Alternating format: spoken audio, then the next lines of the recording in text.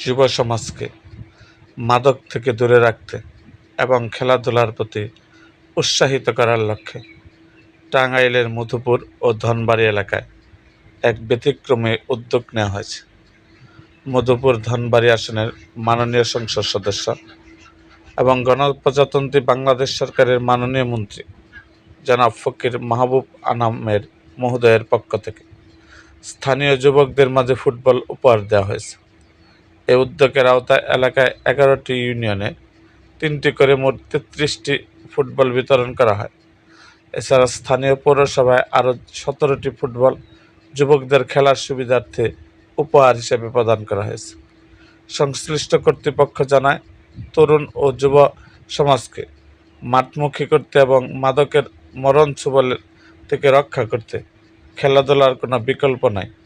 এই ফুটবল বিতরণের মাধ্যমে স্থানীয় তরুণদের মাঝে ফুটবল খেলার নতুন উদ্দীপনা তৈরি হবে বলে আশা প্রকাশ করা হচ্ছে। ফুটবল হস্তান্তরের সময় স্থানীয় প্রশাসনের কর্মকর্তা ও যুব সমাজের প্রতিনিধি উপস্থিত ছিলেন।